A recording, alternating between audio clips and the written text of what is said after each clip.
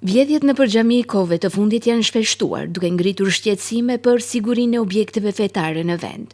Nga sektori i punëve të brendshme Tetov njoftojnë se vetëm gjatë 2 ditëve në 2 xhami të ndryshme janë kryer vjedhje, njëra në rajonin e Gostivarit dhe tjetra në Tetov.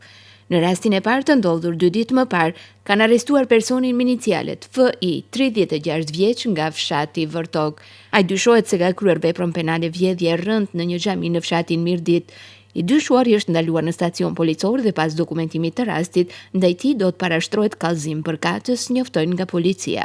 Rasti i dytë është denoncuar dje në sektorin e punëve të brendshme Tetov, ku është raportuar se në periudhën nga 4 deri më 6 prill në një xhami në fshatin Srajqin, persona të panjohur kanë kryer vjedhje të rënd. Sipas njoftimit, autorët kanë përdorur mjete të forta për të hapur kasafortën, nga e cila kanë marrë para të mbledhura nga donacionet e besimtarve.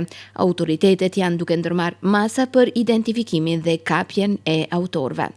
Xhamati i xhamive ku kryhen vjedhjet shpesh kanë kërkuar nga autoritetet kompetente që të bëjnë publik emrat e hajnave që guxojnë të vjedhin apo bëjnë dëm nëpër xhami, me fotografi, emër e mbi emër, me qëllim që të mos përsëriten vepra të këtilla. Në këtë rast, theksojnë ata, nuk bëhet fjalë për krizë financiare, por për krizë morale tek persona që guxojnë të kryejnë vjedhje nëpër objekte të shenjta.